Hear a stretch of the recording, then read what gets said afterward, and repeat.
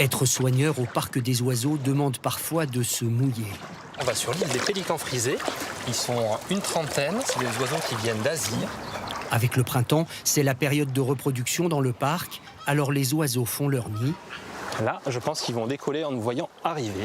Bastien a l'habitude, chaque fois qu'il va sur l'île, c'est sauf qui peut. Vite, la voie est libre, quelques minutes. Suivez-moi bien dans les traces.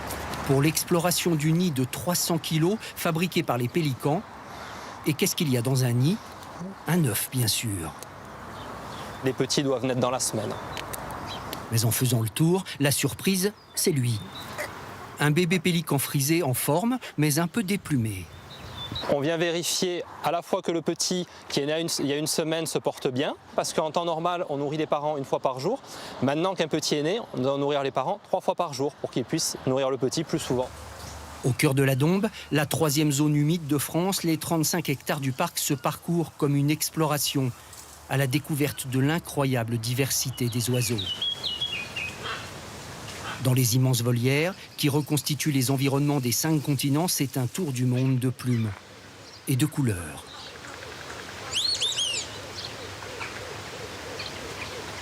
Et au détour d'une branche, quelle meilleure leçon de nature pour les petits.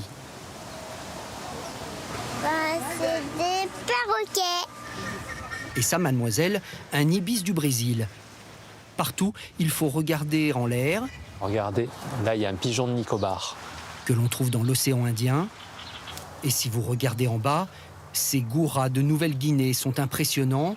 Ne les ratez pas, surtout quand il fait beau.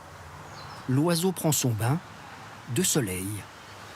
Un vrai spectacle, alors beaucoup viennent ici bien équipés.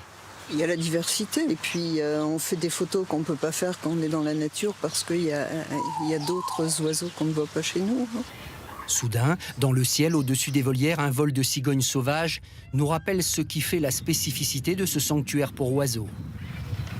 C'est de faire cohabiter dans un même espace un lieu de découverte de tous les oiseaux du monde au cœur d'une zone humide, d'un espace préservé où on peut observer également, pour celui qui a l'œil un peu plus aguerri, des oiseaux sauvages représentatifs de la Dombe.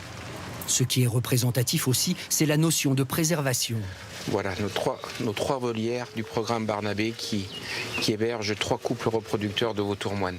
La mission, c'est de reproduire ces oiseaux qui sont menacés dans la nature. C'est de pouvoir faire en sorte que des individus nés au parc des oiseaux puissent être relâchés dans la nature. On a déjà relâché 2 oiseaux nés au parc des oiseaux dans les Cévennes et dans les Balkans. Loin des Balkans, au théâtre du parc, Flore a transformé ses oiseaux en artistes pour le spectacle quotidien. Récompense toujours au même endroit. Je lui cache de la viande.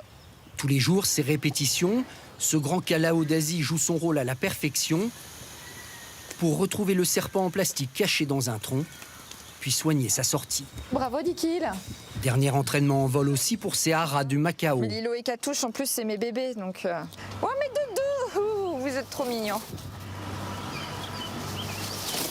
Super, mes loulous. C'est pas du dressage, c'est passer du temps, c'est des liens de confiance qui vont s'établir, en fait, entre l'oiseau et nous. Le spectacle peut commencer avec ces marabouts d'Afrique et ces vautours qui vous frôlent la tête.